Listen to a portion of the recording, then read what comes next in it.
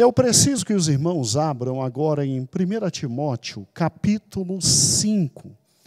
E nós vamos trabalhar esta noite com uma teologia muito especial. Aí, domingo de manhã, a gente retoma a revista, não tem problema, é tudo nosso, e a gente caminha. Amém? Muita gente pergunta, em termos bem práticos, como é a questão na igreja do auxílio às pessoas necessitadas. Quais são os critérios para o auxílio às pessoas necessitadas? E eu acho muito interessante o livro de 1 Timóteo. Abra 1 Timóteo, capítulo 5. Nós teremos o estudo do capítulo 5, exatamente. Obrigado, Cícero. Deus abençoe. Exatamente amanhã e depois, e no sábado a gente vê o capítulo 6 e encerra 1 Timóteo. Quando Timóteo aqui é instruído pelo amado apóstolo Paulo, você tem um pastor experiente, que já viveu muito, apanhou em todos os sentidos, seja fisicamente, seja espiritualmente. Paulo apanhou de tudo que é jeito. E você tem algo muito importante, a instrução àquele pastor que está começando na sua vida ministerial. E Paulo sabia que uma das questões mais delicadas dentro da igreja é a questão dos necessitados. E o pior, no primeiro século, a questão das viúvas. Irmãs, como nós tivemos problemas seríssimos com as viúvas. Você está no primeiro século, você está num século beligerante, você está num século onde judeu está tentando a todo momento arrebentar o Império Romano. A questão é tão delicada, que quando Jesus ressuscita e sobe aos céus, antes dele subir, a galera inteira dos discípulos se reúne perto dele, Atos capítulo 1, Atos capítulo 2, e ainda pergunta, vem cá, é agora que o reino vai ser restabelecido? Havia uma verdadeira fixação quanto à ideia de que realmente Jesus era o rei, ia acabar com o Império Romano e estabelecer o quê? O império absolutamente judaico sobre todos. E aí, meus amados irmãos, a questão era muito delicada, porque você tinha ano sim, ano não, nascimento. E muitas vezes, ano sim, depois ano sim, revolta de judeus. Você tinha até uma classe de judeus chamados zelotes, que era a galera que pegava em armas para matar romanos e para tentar simplesmente trazer de novo a liberdade política, econômica e social para o povo judeu. Raciocine comigo. Pense o tanto de viúvas que você tem ali no primeiro século. E a razão é simples. O cálculo e o raciocínio é simples. Se um soldado romano, ele treinado, ele tinha condições de matar de 4 a 5 soldados adversários, o povo judeu que não tinha treinamento militar grande nenhum, porque não é como hoje.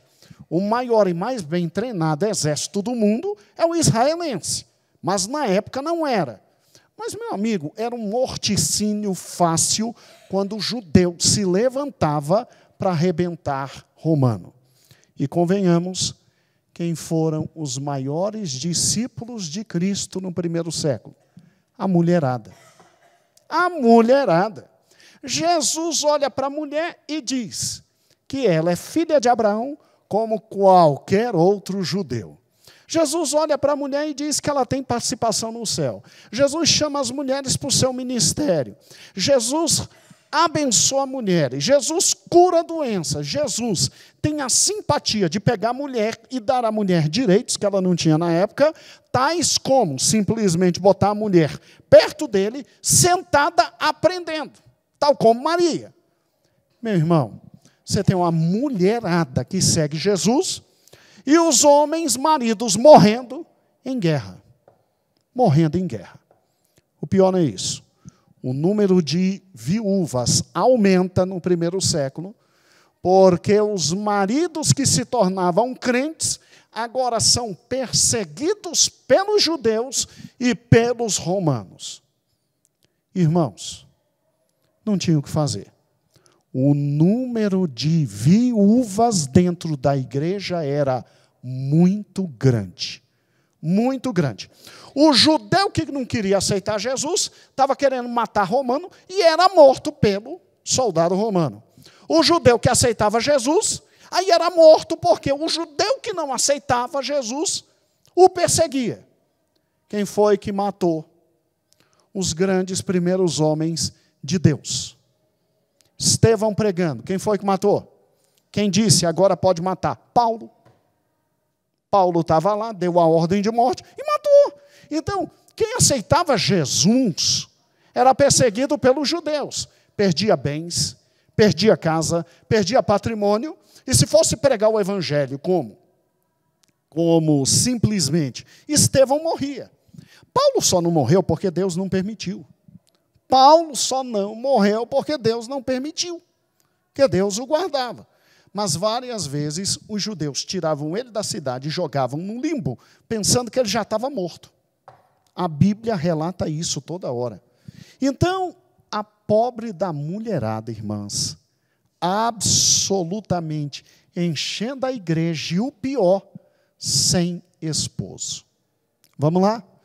Numa sociedade machista como aquela, em que mulher não saía para trabalhar, mulher não produzia renda, mulher era absolutamente submissa, completamente submissa, e tinha que estar em casa cuidando de filhos. Não é como na nossa sociedade, em que as irmãs têm o privilégio de trabalhar, e Deus ainda tem dado a misericórdia de algumas ainda aposentar. Né? Olha que benção. Raciocine comigo. Na época não era assim. Gente, como é que as mulheres viviam? Como as mulheres viviam? A igreja estava cheia de viúva, e o problema era tão grave que Paulo tratou do assunto em 1 Timóteo, capítulo quê? 5. Então, abra 1 Timóteo, capítulo 5. E acompanhem comigo, por gentileza, as noções. À medida que formos expondo, vamos explicando e explicando e expondo. Nascimento, meu amado pastor. Primeira coisa que Paulo faz. Paulo instrui Timóteo da seguinte forma. Pega as viúvas e separa por classes. Separa viúva de viúva. Como assim viúva de viúva? Primeira coisa que Paulo disse. Quem tem de 60 anos para cima, já anota no nome de viúvas, na lista e no caderninho de viúvas, porque essas vocês têm que cuidar até a morte. Venhamos e convenhamos. A senhora tem 60 anos, fatalmente talvez não tenha mais filhos, porque ou morreu na guerra, ou então não tem filhos, porque se tivesse filhos, estaria em casa com os filhos, e o filho cuidando, essa é a lei judaica, honra pai e mãe, e pega essa senhora, separa, coloca o que ela precisar. Água, pão, vinho, roupa, o que ela precisar, a igreja providencie. Mas tem o seguinte, é para ela estar dentro da igreja, com jejuns, com oração, cuidando da obra de Deus, não ficar de casa em casa, fofocando e na base do olhão, linguaruda, levando.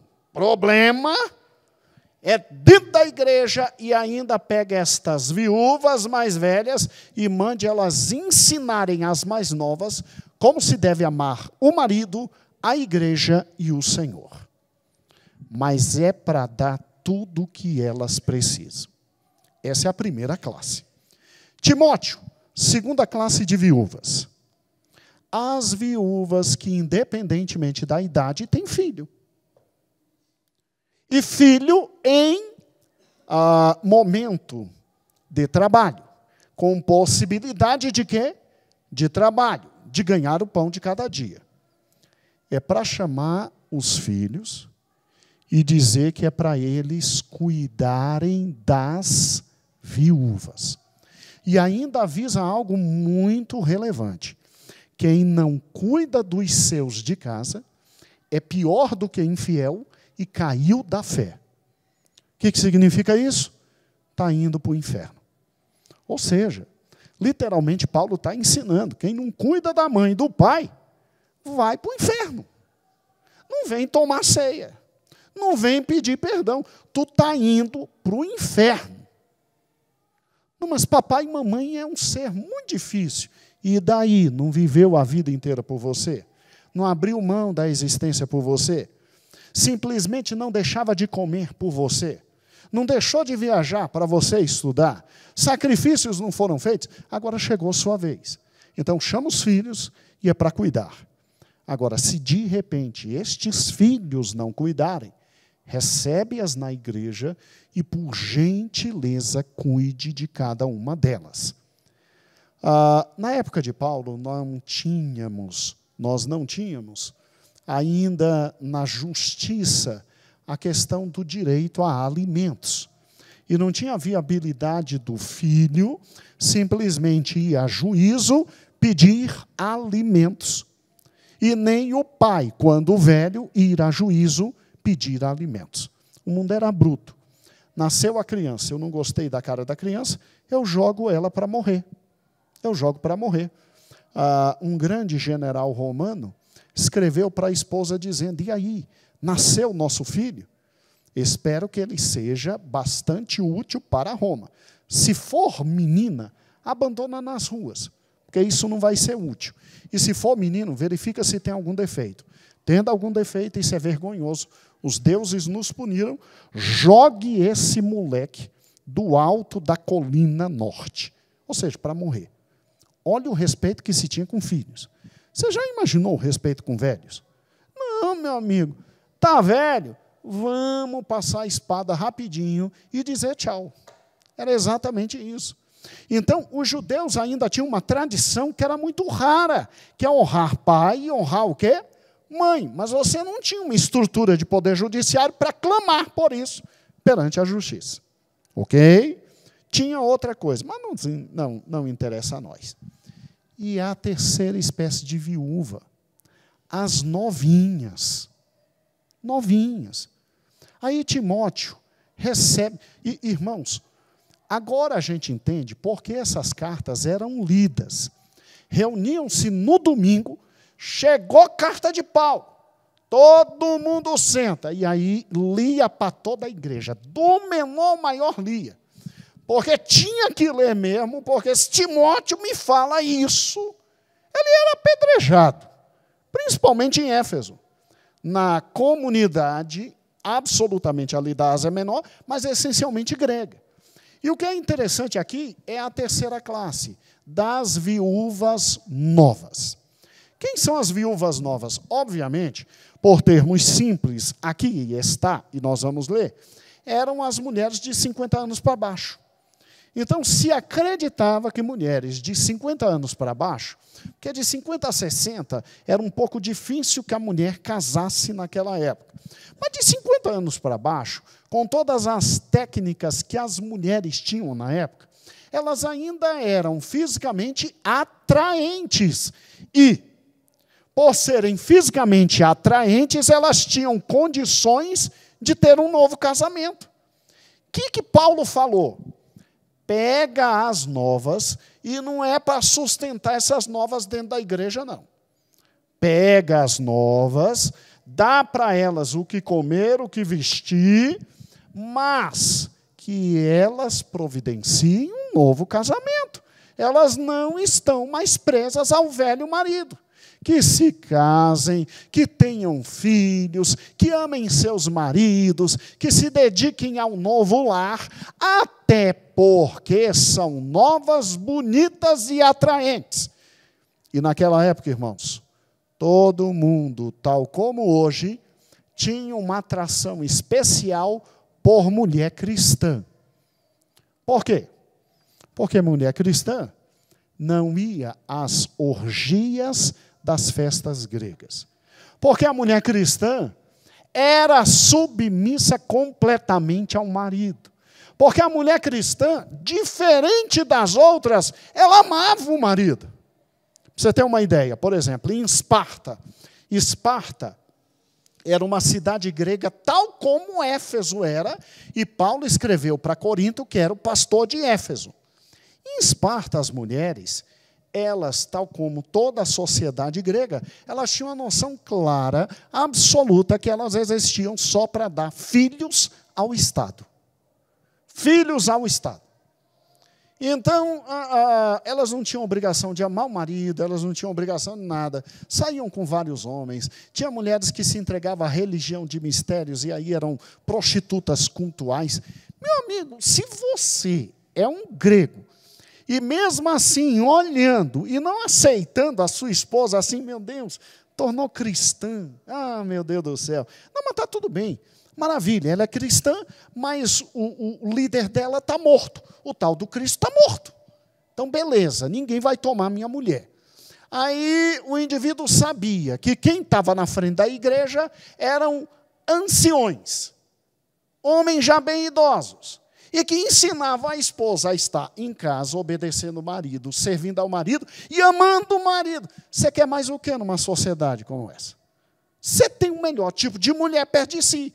Por isso que a mãe de Timóteo, judia, e a avó de Timóteo, judia, as duas conheciam o Velho Testamento, e o pai de Timóteo, grego, simplesmente não se separou delas e pegou outras mulheres. Porque qual é o grego que vai jogar fora uma judia? Primeiro, se a judia é limpa. Sério. Irmãos, desde o Velho Testamento, a mulher cristã é essencialmente limpa.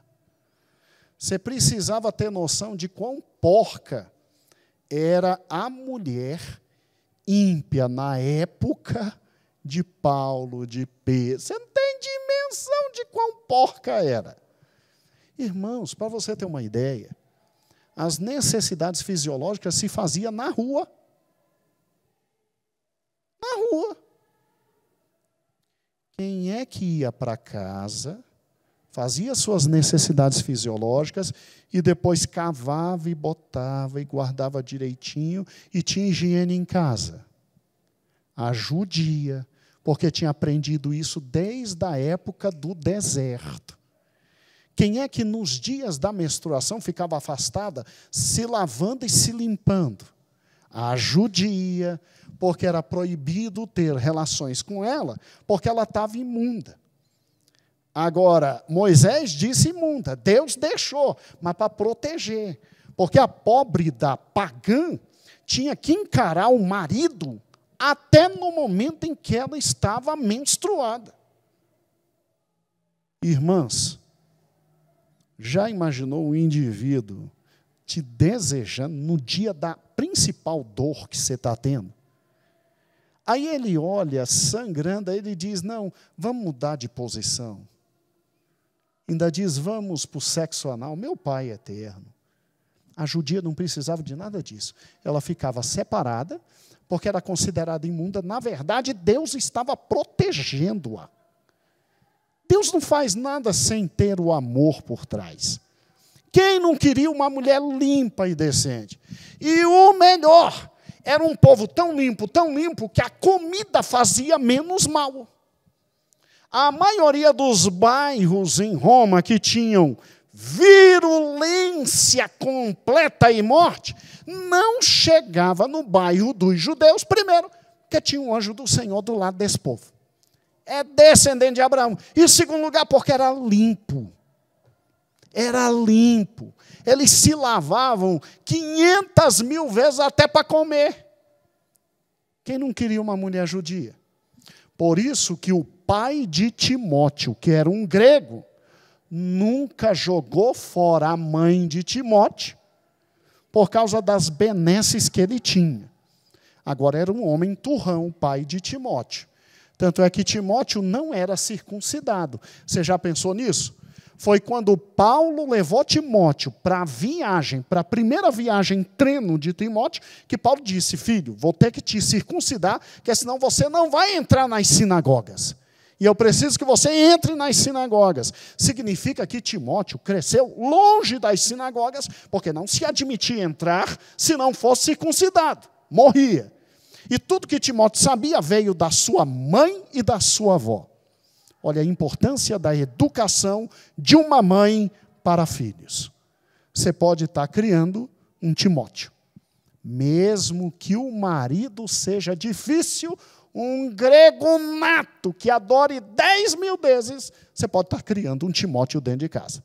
Já já passa um Paulo, leva teu Timóteo e ele se torna o mais importante pastor depois da morte dos apóstolos.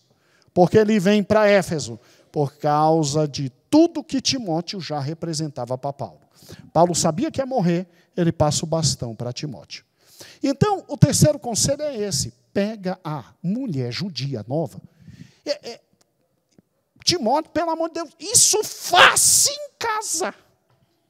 Isso casa rápido. Primeiro porque é bonita.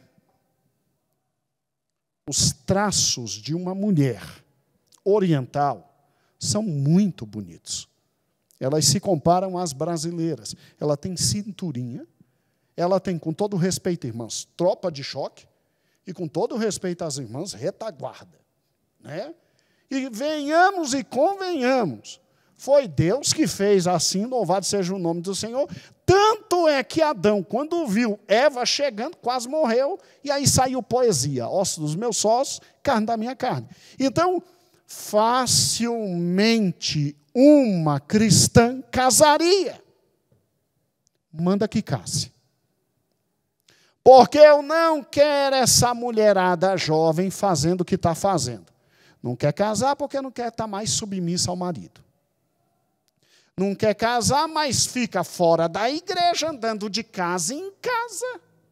A maioria é um olho desse tamanho, uma língua maior do que o próprio corpo, e fica trazendo uma fofocaiada, que é para mandar acabar com tudo isso. Fora aquelas que já cederam ao diabo. Ou seja, que tinham caído na prostituição. Aqui eu só me lembro de uma mulher chamada Ana. Perdeu o marido cedo. Muito cedo. O que ela fez? Ela não tinha ninguém por ela. Ela foi para onde? Para o templo. Ela habitava onde? No templo. E ela servia a Deus manhã, tarde e noite, aonde? No templo. Então, Paulo estava ensinando exatamente isso. Quer ficar sem marido, sem nenhum problema, se dedica a Deus. Ou seja, um texto como esse, aqui em 1 Timóteo, nos faz entender algumas coisas fundamentais para a nossa vida de hoje. Porque hoje nós não temos mais só viúvas que dependem da igreja, nós temos muita gente que depende da igreja. E a igreja é esse grande mundo econômico que Deus colocou na terra para que gente que não tem o que comer, pelo menos coma alguma coisa. E aqui está o que nós chamamos de teologia da assistência social. Em primeiro lugar, não é a finalidade última da igreja a assistência social. A finalidade última da igreja é a pregação do evangelho. Nós estamos aqui para pregar o quê? O evangelho. Mas o Senhor nos deu condições de aqueles que têm um pouco mais abençoar aqueles que têm um pouco o quê? Menos. E aí a instrução para todos nós quanto assistencialismo é o seguinte. Em primeiro lugar, nunca vamos deixar de ter dentro da casa do Senhor gente que precise. E a regra de Paulo é: primeiro os domésticos da fé, se sobrar a galera de fora. Então, que me perdoem os de fora. primeiros domésticos, o quê? Da fé. No meio dos domésticos da fé, aquele que necessita fazer separação de necessitado para necessitado. Quem é o necessitado? É quem pode trabalhar e que tem força para trabalhar. Então, qual a obrigação da igreja? Manter e dizer, vai e confia no Senhor. E vai trabalhar. Vai trabalhar. Só que a questão não é tão fácil. Não existe trabalho sobrando. Não existe trabalho sobrando. Então, a grande questão é, você mantém na necessidade, em primeiro lugar, tem que conhecer que está em necessidade. Porque tem gente que tem um orgulho tão grande que não diz que está em necessidade. Diga, estou passando fome. Pelo menos fome a igreja tem condições de não te deixar passar. Mantém na necessidade e apoia o indivíduo para que se abram novas portas de emprego. Olha que interessante.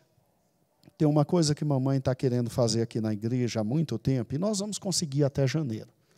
Nós vamos ter os nossos, entre aspas, classificados. Nós vamos saber quem são os irmãos que fazem o quê para a gente, antes de contratar qualquer gente lá fora, contratar gente aqui dentro. Contratar gente aqui dentro. Então, vou dar um exemplo simples. Aqui está nosso irmão Jeremias. Jeremias tem um know-how muito grande sobre gerência de produtos farmacêuticos. E ele trabalhou muitos anos nisso. De repente, a porta se fechou. Ou seja, Jeremias teve que aprender uma nova profissão, está trabalhando nessa nova profissão, e daqui está conseguindo tirar o pão de cada dia. Eu, em minha casa, eu precisei dos serviços de um profissional como Jeremias. Eu não pensei em outra pessoa. A primeira pessoa que eu pensei foi ele, e fui atrás. E o trabalho é excepcional. Não sei quanto custa em outro local, não sei quanto o outro faz, não sei o que faz, de que forma faz. Eu sei que, em primeiro lugar, eu tenho que dar prevalência aqui. E a gente tem que se autoproteger, irmãos. A gente tem que se autoproteger. Tá certo? Agora vamos juntos. Olha que interessante. Mas raciocine comigo. Lute para trabalhar. Pastor, mas a coisa está tão feia. Eu tenho uma notícia que eu creio que vem, não diretamente da Bíblia, mas vem da parte de Deus pela economia. Olha que interessante. No direito, nós não podemos penhorar até 40 salários mínimos da sua conta e da sua caderneta de poupança, porque aquele dinheiro é impenhorável. Então, presta atenção. Se o irmão tiver na caderneta de poupança 40 salários mínimos, nós não podemos pegar, mesmo que o irmão deva para Deus e o mundo. Compreendeu? Por quê? Porque é impenhorável. E por que se tem essa noção? Porque os ciclos econômicos na vida são de 5 em 5 anos. 40 salários mínimos dão o quê? 3 vezes 12, 36. Dá 3 anos e 4 meses. Na economia se diz assim, que a partir do 3º ano e meio, a pessoa começa de novo a ser recolocada no mercado. E ela volta a produzir de novo riqueza. Então, na economia, quem busca o trabalho está numa condição horrível de existência por, no máximo, 3 anos e 6 meses. A partir dali, o sistema econômico muda e volta a ter a viabilidade de trabalhar, muitas vezes com a carteira assinada. Compreendeu? Por isso que caderneta de poupança é aquele dinheiro que você guarda para o dia mau. E por que 40 salários mínimos? Porque se acredita no Brasil, é uma piada, mas tudo bem. Se acredita no Brasil que com um salário mínimo você consiga comer, você consiga beber, você consiga vestir, você consiga estudar e ainda dar uma volta e fazer turismo. Porque pela Constituição, o salário mínimo faz tudo isso, né? A gente sabe que não é verdade. Mas escute, pelo menos comer o mais simples você consegue. Então, olhe para cá. Uma ótima notícia para a igreja do Senhor. Aqueles que estão realmente muito necessitados, nós temos que ajudá-los, e eles estão buscando trabalho, buscando trabalho, buscando trabalho, buscando trabalho. Economicamente, parece que há uma bênção, e de 3 anos e meio, em 3 anos e meio, a economia muda, e ele volta a ter de novo oportunidades que foram fechadas. Olha que bênção. É por isso que Paulo disse, as viúvas novas que vão o quê? Casar. O vá casar significa, entre aspas, vá trabalhar. E você é recolocada no máximo de 3 anos e meio, 3 anos e meio. Agora, olha que interessante. Você tem uma segunda classe de irmãos, que é o seguinte, que é aquele conjunto de irmãos que estão em problemas financeiros, mas que têm parentes e que estão bem de vida. Por que Paulo diz aqui, ó, as viúvas que têm parentes, as viúvas que têm filho, chama os filhos e bota essa galera no eixo. Olha que interessante. A igreja tem um dever de ajudar estes que têm parentes e pode prover alimentos. Tem um dever de ajudar, sim. Tanto é que a gente ajuda. A gente luta e ajuda quando sabe. Mas, creia, todos esses que têm parentes que podem sustentar, hoje cada um dos irmãos tem a viabilidade de dizer, olha, a igreja está ajudando, mas nós vamos amanhã na defensoria pública aqui e nós vamos entrar com ação de alimentos. Minha irmã idosa, a Constituição e o Código Civil diz que o seu filho é obrigado a lhe suprir alimentos até sua morte. Até sua morte. Eu sei que a maioria das irmãs ri, porque a maioria das irmãs é que está sustentando a peça rara até hoje. 90 anos de idade está sustentando a peça rara. Ocorre isso. Eu conheço coração de mãe. Eu conheço coração de mãe. Agora, olha que interessante. Paulo, quando diz chama a família, porque eu tenho obrigações com minha mãe. Se minha mãe padecer necessidade, Paulo diz para mim que eu vou para o inferno. Paulo diz que quem simplesmente brinca com os seus dentro de casa, negou a fé e caiu da fé. E negar a fé e cair da fé é o quê? É ir para o inferno. E está pensando que tomando 100 ainda vai para o céu. Estou batendo o passaporte. Para o inferno. Para o inferno. Agora, é óbvio, nós temos, graças a Deus, todo um sistema judiciário para coagir esses indivíduos a ajudarem os velhinhos. E é óbvio que muitas vezes não basta. E a igreja tem que sim ajudar. Você está vendo porque nossos dízimos e nossas ofertas são fundamentais? Você está vendo porque a nossa fidelidade é essencial? Porque, irmãos, louvado seja o nome do Senhor, parece que o Brasil, economicamente, está melhorando. Mas nós vínhamos num ciclo de miséria muito grande. A gente não sabe direito o que vem lá na frente. O que a gente sabe é que a gente tem esperança, e não porque é a direita ou a esquerda que está no poder, não. É porque a gente tem oração toda terça, toda quarta, toda quinta e toda sexta. E Deus vai ter misericórdia do país. A gente começa 6 da tarde e termina no outro dia 6 da tarde, acaba orando 4 dias na semana, graças a Deus. Então, olha que interessante, a nossa esperança é a oração. Existe a terceira classe de pessoas absolutamente necessitadas, que são os idosos e que não podem mais trabalhar. Esses a igreja tem que ajudar, sim. Vocês já pensaram que o Distrito Federal, ele está caminhando e a população brasileira quer o menos possível de filhos. Já pensou nisso? Você já viu como mudou? Eu creio que na minha época de menino, cada família tinha uma média de o quê? Dos seus 4 a 5 filhos. A gente tinha irmãos aqui na igreja, como a mãe do pastor Cristiano, que ela chegava na igreja com 11 a 12 crianças. Era uma escadinha. E tudo feliz, tudo alegre. Só eles enchiam 2 bancos.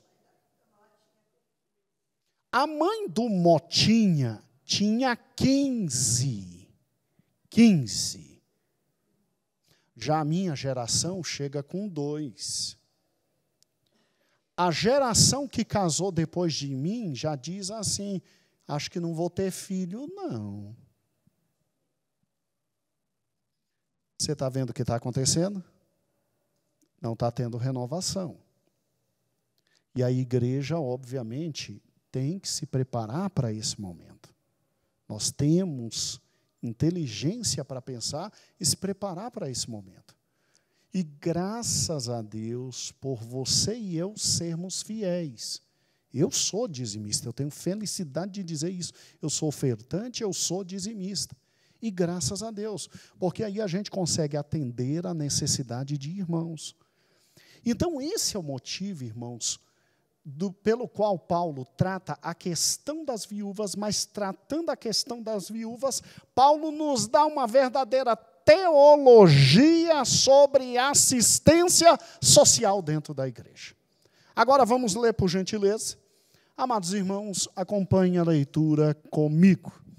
Olha o que diz 1 Timóteo, capítulo 5. Agora sim, podemos ler e os irmãos compreenderão a questão da assistência social dentro da igreja. Não repreendas severamente os anciãos, mas admoesta-os como pais, como irmãos. As mulheres idosas e mães e moças, como irmãs em toda a pureza. Isso aqui eu trato amanhã com os irmãos. Está marcado o encontro amanhã não, a partir de hoje, meia-noite, está marcado o encontro, 1 Timóteo capítulo 5, a gente trata sobre isso. Nascimento. Vamos para o versículo 3. Honra as viúvas que são verdadeiramente viúvas. Então, não é porque perdeu o marido que você vai honrar. Honrar é chegar com dinheiro para que ela possa comprar o que ela precisa.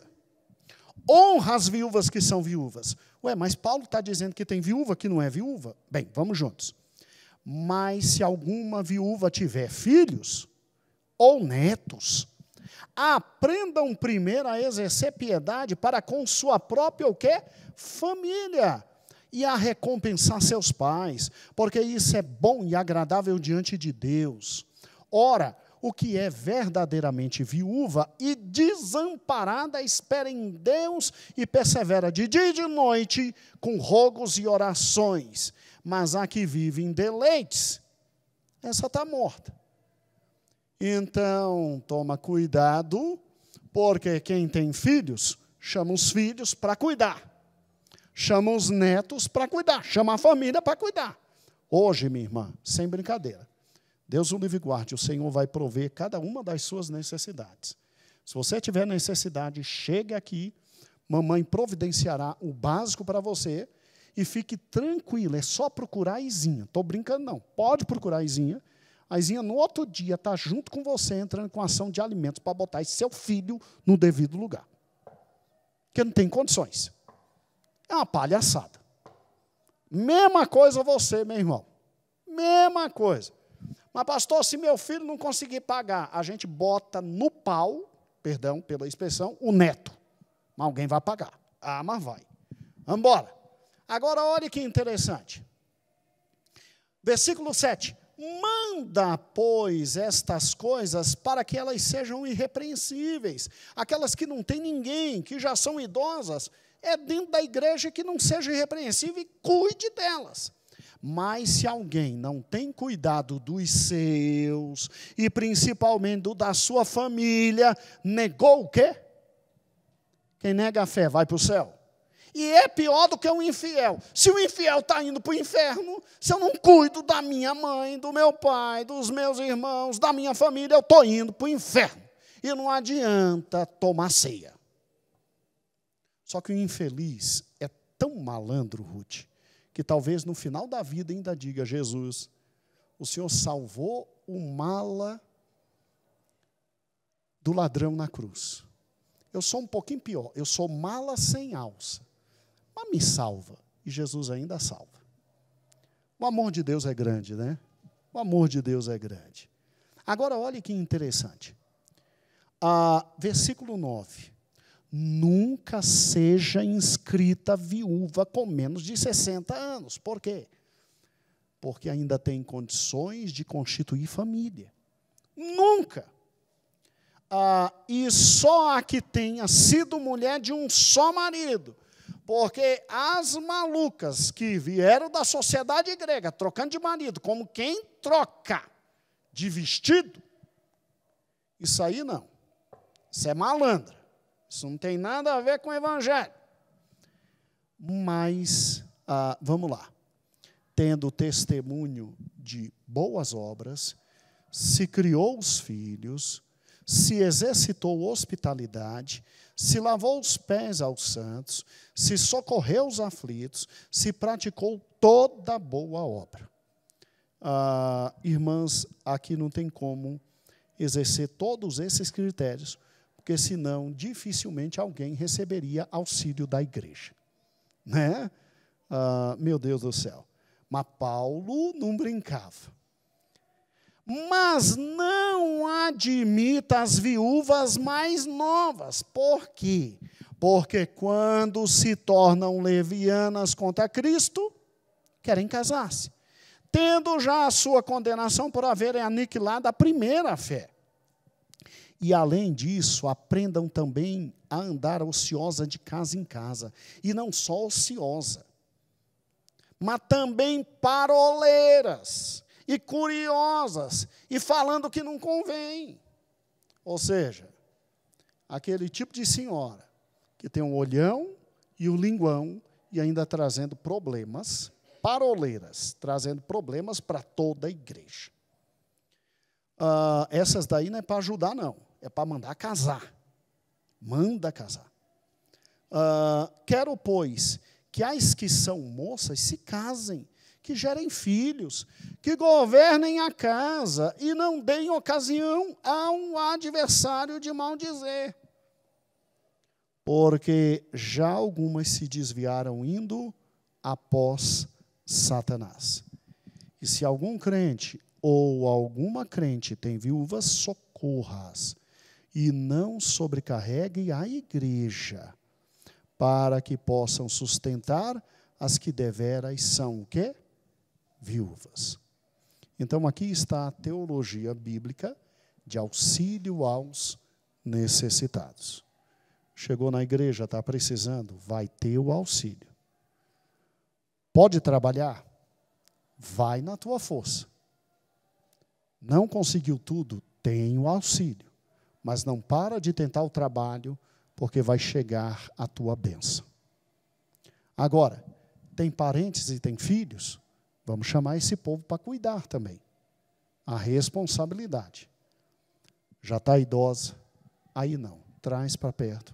Se não tem ninguém por si, peça para que cuide de tudo. Cuide de tudo e, por gentileza, cuide dessa senhora até o último dia da vida. Assim é a teologia da querida assistência social dentro de uma igreja. Agora, irmãos, acima de tudo, quero terminar esta palavra lembrando Mateus capítulo 5. Bem-aventurados misericordiosos, porque eles alcançarão o quê? Misericórdia. A vida está difícil para todo mundo. A vida está pesada para todo mundo. Agora, você tem aqueles irmãos que não querem dar trabalho. E que preferem até passar fome a não dar trabalho. Esse é o cara digno. Ele tem um pouco de ego. Ele está no último do ego. Mas, meu irmão e minha irmã, se a necessidade chegar a tal ponto, em nome de Cristo, em nome do Senhor Jesus, apresenta a tua necessidade à liderança da igreja. Ninguém vai expor tua vida aí fora. Nós vamos tentar fazer algo por você. E é óbvio, e você vai trabalhar, e o Senhor vai ter misericórdia, o Senhor vai te dar. Agora lembre-se que, ao final da vida, sim, a igreja do Senhor tem compromisso em te auxiliar, em estar perto. Não tem como dar boa vida a ninguém, porque ninguém tem boa vida, mas tem esse dever, esta honra. Mas se tiver filhos, vamos chamar também para a responsabilidade. Meu irmão, por isso que o meu dízimo e o seu dízimo são importantes. Por isso que a minha oferta e a sua oferta são importantes. Para que na casa do tesouro sempre tenha. E eu sei que, graças a Deus, nossa igreja tem um adendo. Você tem uma rede de solidariedade invisível aqui dentro da igreja. Então, tem muitos irmãos que passam necessidade e pedem auxílio a outros. E eles ajudam independente da ajuda da igreja. Com carinho, com amor, com vida. Alguns de nós chega à loucura de se endividar para abençoar o outro irmão. Aí não pode fazer isso. Você não pode fazer isso. Você tem que entender que a tua base financeira é para você continuar vivendo e, assim, ajude na medida do possível. É mais ou menos assim. Quem tem 2 capas, dê uma. Mas se eu não tenho 2 capas, aí eu vou dar o que eu não tenho. Você entendeu a interpretação bíblica? Eu posso, por amor e misericórdia, pegar a única capa que eu tenho e dou. Mas eu não posso dar a capa que eu não tenho. Eu gero outro pobre. Compreende? Às vezes não tem a capa, mas tem um tecido não tão maravilhoso como a capa, mas vai dar a túnica. Se não tem a capa, entrega a túnica. E vai auxiliando, vai auxiliando. Eu tenho a alegria de, quando está nesse ponto, tocar nesse ponto, eu tenho pessoalmente um testemunho próprio muito bom. Desde pequeno, eu vejo, e eu cresci vendo meu pai e minha mãe sempre abençoando todo mundo, principalmente meu pai. Até porque o dinheiro estava na mão dele.